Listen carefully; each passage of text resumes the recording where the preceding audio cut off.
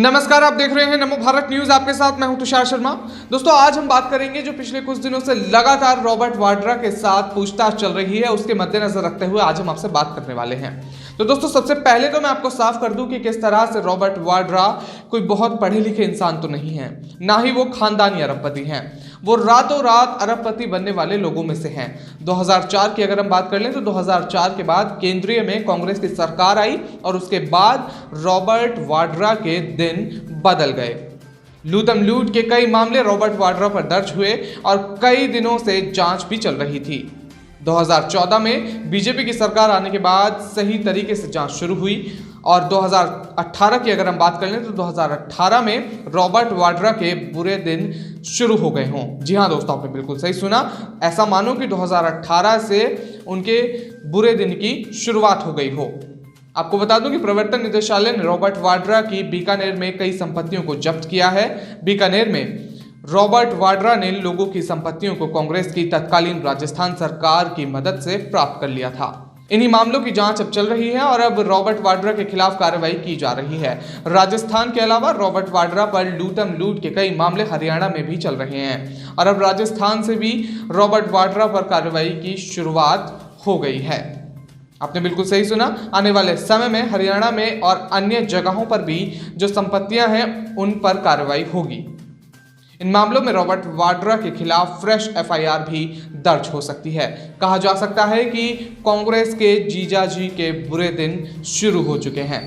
बिल्कुल सही सुना आपने। तो दोस्तों, इसे लेकर एक सबसे बड़ी खबर सामने आ रही है। खबर आपको बताऊंगा दोस्तों, मगर दोस्तों उससे पहले आप ये बताइए कि जितना आपने ये सुना कि किस तरह से आपने देखा कि जो संपत्तियां हैं उनके मद्देनजर रखते हुए कार्रवाई चल रही है, तो आपके जहन में क्या विचार आते हैं, ये आप हमें नीचे दिए गए कमेंट बॉक्स में लिखकर जरूर बता दें। और साथ ही आपसे मेरी गुजारिश है कि आप इस वीडियो के अंत तक जरूर बने रहिए, क्योंकि इस वीडियो में हम आपको बताएंगे कि पूछताछ के दौरान क्या क्या बयान सामने आए हैं।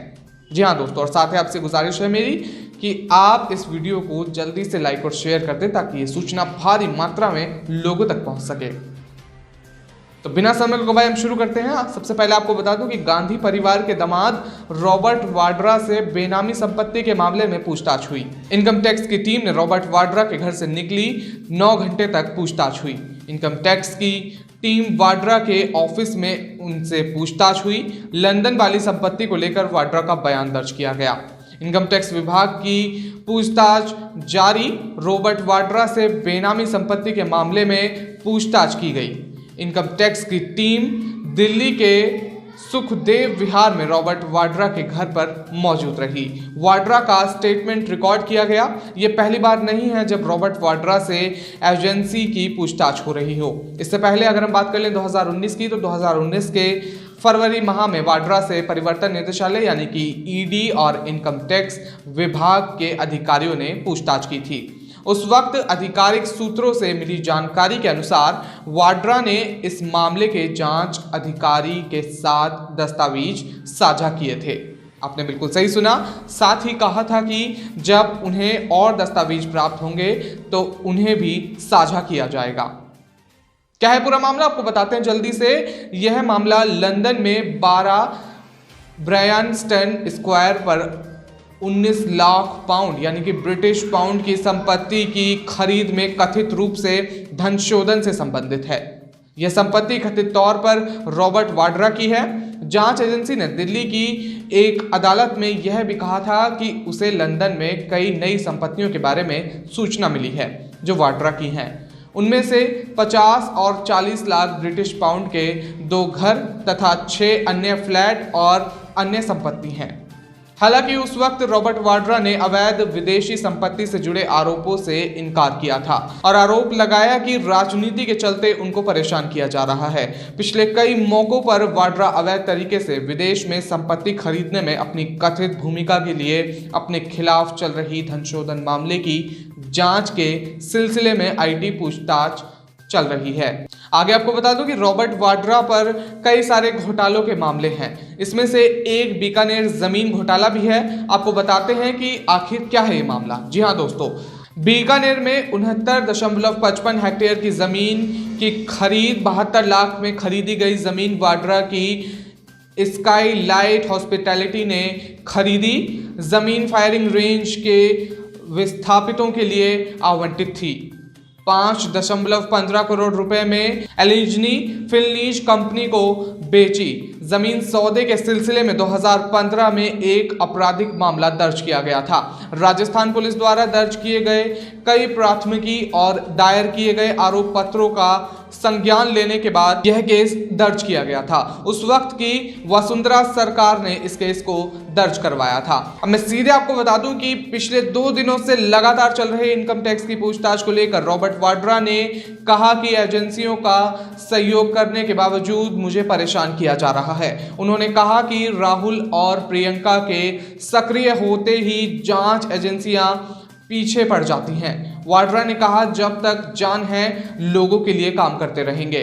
कांग्रेस में सबको अपना पक्ष रखने की इजाजत पर सबके दिल में है राहुल और गांधी परिवार। सब चाहते हैं राहुल आगे आकर कांग्रेस का नेतृत्व करे। आगे आपको बता दूं कि बेनामी संपत्ति मामले में आयकर विभाग ने बीते 2 दिनों से लगातार रॉबर्ट वाड्रा से पूछताछ की है। अपने ऊपर हो रही कार्रवाई से नाराज वाड्रा लगातार केंद्रीय सरकार यानी कि सेंट्रल गवर्नमेंट पर आरोप लगा रहे हैं।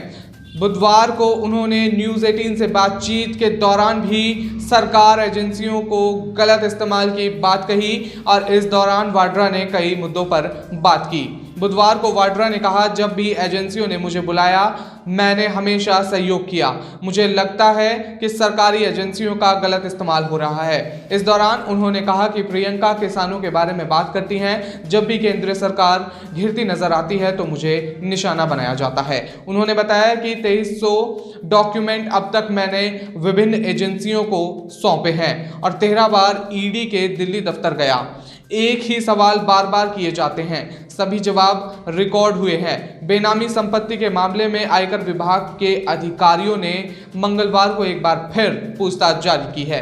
रॉबर्ट वाड्रा पर लंदन के ब्रैनस्टन स्क्वायर में 19 लाख पाउंड लगभग 19 करोड़ रुपए की कीमत का मकान खरीदने के लिए मनी लॉन्ड्रिंग का आरोप है। जी हाँ दोस्तों, आपने बिल्कुल सही सुना। तो दोस्तों ये तमाम बातें सामने आई हैं। किस तरह से आपने देखा कि ईडी और आईटी डिपार्टमेंट लगातार उनसे पूछताछ कर रहा है और पूछताछ के दौरान वो किस तरह का बयान दे रहे हैं कि वो किस तरह बोल रहे हैं कि एक ही सवाल बार बार पूछा जा रहा है और किस तरह से वो बोल रहे हैं कि ये कितनी बार रिकॉर्ड हो चुका है और अब तक उन्होंने बोला है कि 2300 जो डॉक्यूमेंट है वो सबमिट कर चुके हैं। तो ये तमाम बातें दोस्तों सामने आ रही हैं। आपसे मेरी गुजारिश है, आप इस वीडियो को जल्दी से लाइक और शेयर कीजिए ताकि ये सूचना भारी मात्रा में लोगों तक पहुंचे। तब तक के लिए हमारे साथ बने रहिए नमो भारत न्यूज में।